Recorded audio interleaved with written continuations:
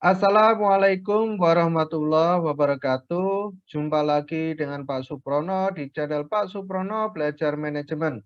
Pada kesempatan kali ini kita akan melanjutkan membahas materi etika agama dengan topik nilai sosial pada part yang kedua. Bagi kalian yang belum mengikuti video pada part yang pertama, link tautan ada di kolom deskripsi. Jangan lupa klik like dan share akan menjadi ilmu yang bermanfaat bagi kita semuanya. Dan jangan lupa subscribe agar kalian tidak tertinggal pada video-video berikutnya. Baiklah, kita lanjutkan materi kita dengan jenis-jenis nilai. Jenis-jenis nilai yang pertama adalah menurut Profesor Notonegoro, ada nilai material, yaitu nilai segala sesuatu yang berguna bagi jasmani manusia. Contohnya adalah pangan, papan, sandang, dan lain sebagainya. Kemudian yang kedua adalah nilai vital. Nilai vital adalah segala sesuatu yang berguna bagi manusia untuk mengadakan kegiatan atau aktivitas. Sebagai contoh adalah api, air, kendaraan, dan lain sebagainya.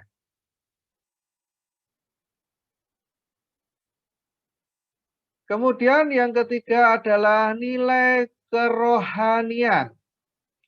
Adalah segala sesuatu yang berguna bagi rohani manusia. Di sini ada nilai kebenaran atau rasio. Nilai kebenaran di sini bersumber pada unsur akal manusia. Kemudian yang kedua adalah nilai keindahan atau estetika. Bersumber pada perasaan manusia. Yang ketiga adalah nilai moral atau etika. Di sini bersumber pada kehendak atau kemauan. Yang keempat adalah nilai ketuhanan atau religius. Nilai yang tertinggi, sifatnya mutlak dan abadi. Jadi di dalam nilai kerohanian menurut Notonegoro, di sini ada nilai kebenaran, ada nilai keindahan, kemudian ada nilai moral, dan ada nilai ketuhanan. Yang kedua adalah menurut Walter G. Everett. Beliau membagi nilai menjadi ada nilai ekonomi atau economic value. Berhubungan dengan sistem ekonomi dan mengikuti harga pasar. Ada nilai kejasmanian atau bodily value. Meliputi nilai pengetahuan dan pencarian kebenaran. Kemudian yang ketiga adalah nilai rekreasi, meliputi nilai-nilai permainan pada waktu senggang, sehingga memberikan sumbangan untuk mensejahterakan kehidupan maupun memberikan kesegaran jasmani dan rohani. Berikutnya adalah nilai perserikatan atau association value. Meliputi berbagai bentuk perserikatan manusia dengan persahabatan, kehidupan keluarga, sampai dengan tingkat internasional. Selanjutnya adalah nilai watak atau karakter value.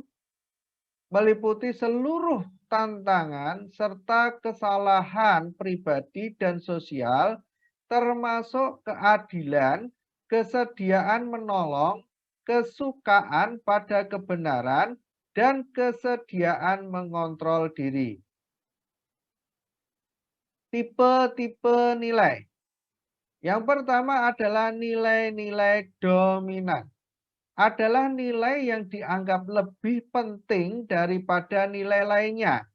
Nilai ini merupakan nilai utama yang unik dalam masyarakat yang membentuk kerangka kerja umum dan norma tingkah laku pribadi dan grup.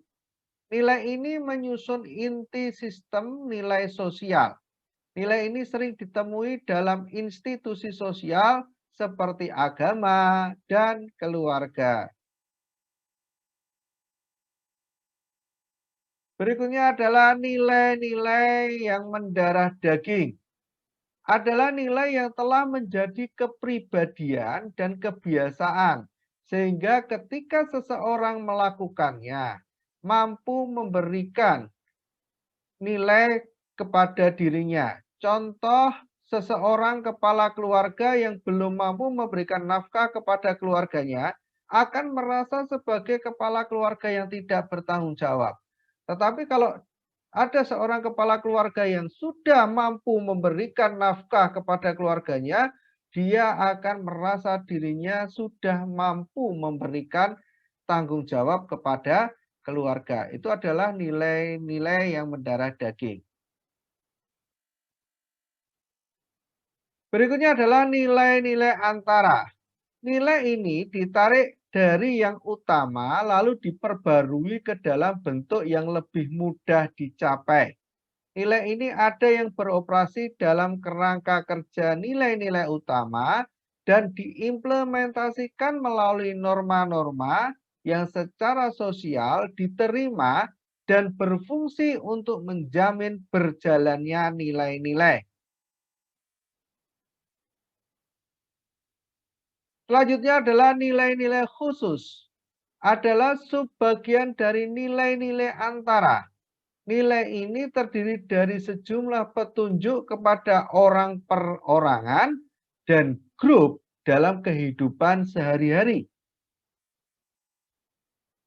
Masalah pokok nilai dalam kebudayaan.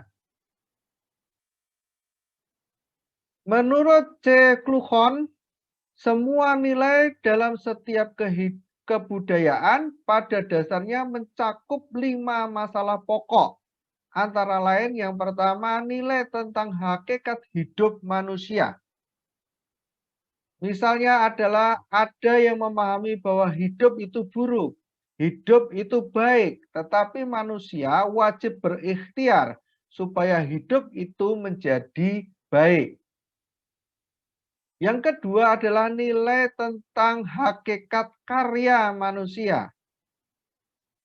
Misalnya ada yang beranggapan bahwa manusia itu berkarya untuk mendapatkan nafkah, kedudukan, dan kehormatan. Yang ketiga adalah nilai tentang hakikat hubungan manusia dengan alam. Misalnya, ada yang beranggapan bahwa manusia tunduk kepada alam, menjaga keselarasan dengan alam, atau berhasrat menguasai alam. Yang keempat adalah nilai tentang hakikat hubungan manusia dengan sesamanya.